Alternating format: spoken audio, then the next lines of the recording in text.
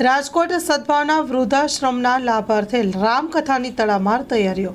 રાજકોટ સદભાવના વૃદ્ધાશ્રમના લાભાર્થે પૂજ્ય મોરારી બાપુના સ્વમુખે 947મી રામકથા રેસક્રોસ ગ્રાઉન્ડ રાજકોટ આંગણે તડામાર તૈયારીઓ ચાલી રહી છે।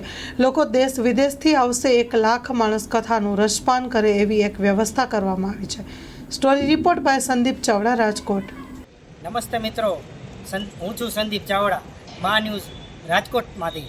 જ્યારે રાજકોટમાં અત્યારે રેસકોર્સ ગ્રાઉન્ડમાં સૌથી મોટું વૃદ્ધાશ્રમનું નિર્માણ થવા જઈ રહ્યું છે, ત્યારે આપણે તેની તડામાર તૈયારીઓ જે ચાલી રહી છે તે હું આપને બતાવી રહ્યો છું।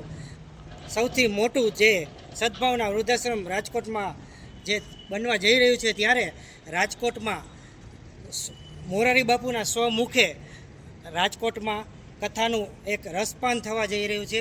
ત્યારે રાજકોટમાં વધુમાં વધુ નહીં પણ ઓછામાં ઓછા 1 લાખ લોકો જ્યારે કથાનો લાભ લેશે, ત્યારે આ કથાનો લાભ બધાને મળે એ આશ્રયથી આપને સીધા દ્રશ્યો બતાવી રહ્યો છે, જે રાજકોટમાં રેસકોર્સમાં તડામાર તૈયારીઓ થવા જઈ રહી છે। ત્યારે લોકો અને ભાવિકોમાં એક એવો થનગનાટ જોવા મળી રહ્યો છે, એક એવો અનેરો ઉત્સાહ જોવા મળી રહ્યો છે કે આગામી 23 તારીખના દિવસે લોકો જલ્દીથી જલ્દી આ કથાનો રસપાન કરે એવા આશયથી લોકો અત્યારે તૈયારી ફૂલ જોરશોરમાં ચાલી રહી છે। તેના સીધા દ્રશ્યો બતાવી રહ્યો છું। રિપોર્ટર સંદીપ। વ્યવસ્થા છે, કોના માટે કેવી વ્યવસ્થા છે? ખૂબ સરસ ધમધમાટ તૈયારીઓ બધી ચાલે છે। ડોમ પણ તૈયાર થવાની તૈયારીમાં છે। 50,000 લોકો જમી શકે અને 1 લાખ લોકો કથા સાંભળી શકે એવું આખું આયોજન છે। અમારી ટીમ ખૂબ મજબૂતાઈથી મથે છે અને કાર્યાલય પણ ઘણા સમયથી શરૂ થઈ ગયું છે। અહીંયા દરરોજ બપોર પછી તો ખાસ 400-500 માણસો રાજકોટના ઉદ્યોગપતિઓ અને શ્રેષ્ઠીઓ હાજર હોય છે। એ લોકોએ જ અમારા જે દાતાઓ છે, એ જ અમારા કાર્યકર્તાઓ બની અને આખી વ્યવસ્થા સંભાળી લીધી છે। તમારા માધ્યમથી હું આખા ગુજરાતને આમંત્રણ આપું છું કે કથા સાંભળવા ખાસ આવે, કારણ કે બાપુની આટલી કથામાંથી આ વૃદ્ધો અને વૃક્ષો માટેની પહેલી કથા છે કે ભાઈ વૃક્ષો શું કામ આવશે, વૃદ્ધોનું કેમ સેવા કરવી અને વૃદ્ધોની વધુ કેમ સેવા થઈ શકે, એના માટેની સ્પેશિયલ કથા છે। 150 કરોડ વૃક્ષો વાવી આખું ભારત ગ્રીન કરવું છે, એના માટેની આ કથા છે। 300 કરોડના ખર્ચે બનતા 1400 રૂમના 5000 વડીલો માટેનો જે આશ્રમ બને છે, આ એના માટેની કથા છે। તો સૌ તમારા માધ્યમથી કહું છું, સૌ કથાનું રસપાન કરવા આવે અને ક્યાંક ને ક્યાંક સેવાકીય પ્રવૃત્તિઓમાં જોડાય, આ પ્રવૃત્તિને આગળ વધારે એવી મારી નમ્ર અપીલ છે। ખાસ કરીને જોવા જઈએ તો આમ જોવા તો ભારતનું સૌથી મોટું આ સ્ટ્રક્ચર ઊભું થાય છે, ખાસ કરીને વૃદ્ધો માટે મોટી સેવા કહેવાય છે, એ બાબતે શું કહેશો?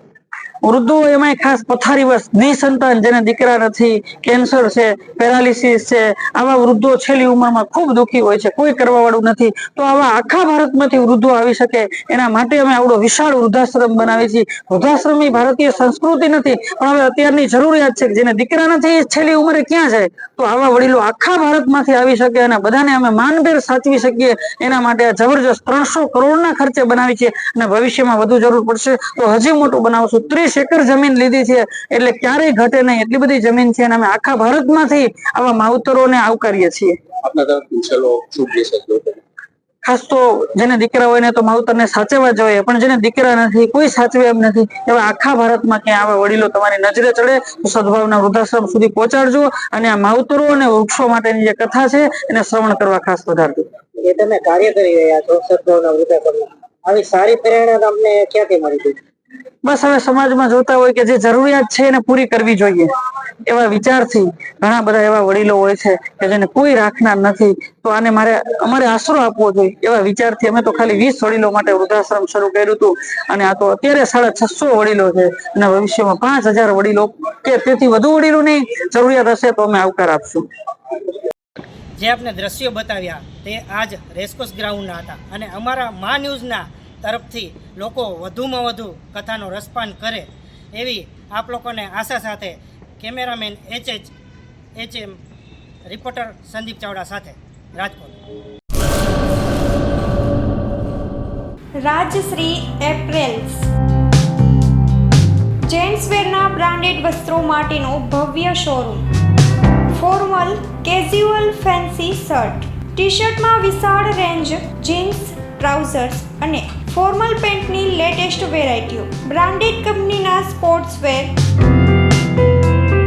ડાયમંડ પ્લાઝા, વ્હાઇટ બિલ્ડિંગની સામે સુહાગ રિંગ રોડ, ભુજ, કચ્છ. 9909951092